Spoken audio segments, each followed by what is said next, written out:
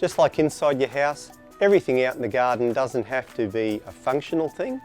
It can be just to make the place look great. I'm going to show you how to make a great garden arbour that's going to fill this space, create a focal point. It'll be a thing of beauty. These are the tools and materials you'll need to build a garden arbour. Most of the timber for this project can be pre-cut for you at Bunnings. We're going to start by assembling the frames for the two sides. To start building your frame, get your uprights, set them parallel to each other, and your top piece in between. This one down here, we have to position later when we put the lattice in place to get the correct positioning for that. But if we put that in there, that'll help keep our two long pieces parallel. Once you've got that set out, just screw it all together.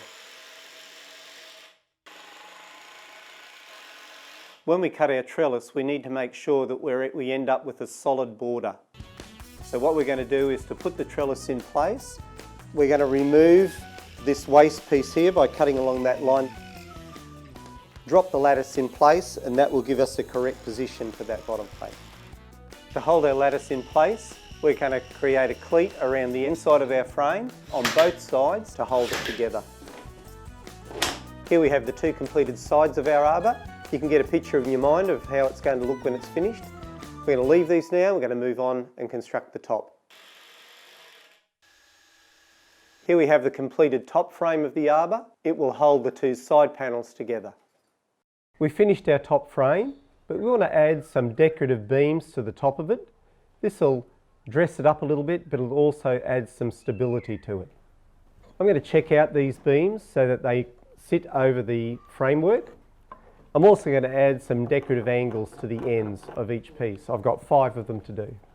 Cutting the 45 degree is easy. We just set the drop saw to 45 degrees and lop that off. When we come to do our checkouts, we set the drop saw to the depth we want to cut. We do a cut on each side, then multiple cuts in between. Then we just use a hammer and a chisel to knock the pieces out. Another 4 of these and my framework's ready to fit off. These are the fascias for our arbour. There's one of these front and back. We're just going to cut a 45 on each end of those as well, just for appearance. The decorative pieces of the top of our arbour have been cut and shaped. Now I'm going to lay it all out so that you can get an idea of what it's going to look like sitting on top of the arbour. Cutting these decorative pieces on the ends of these timbers doesn't really serve any practical purpose other than giving it some character just to dress it up a little. Now that we've got it all laid out, we're going to secure the fascia to the frame using screws, and we're going to fix these top pieces on with a fixing gun. Now that the arbour is complete, measure out and mark where you need to dig holes to secure it. We're going to use star pickets to hold this down, so we have the option of being able to move it around, but if you want to, you can fix it permanently with concrete.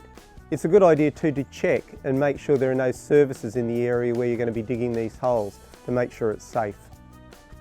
Almost perfect. Now that we've got our garden arbour in place, it's just a matter of driving in our pickets and fixing it off. Now that your arbour is held in place, a good idea is to secure it with a bit of quickset concrete. Mix up your concrete to fill your holes.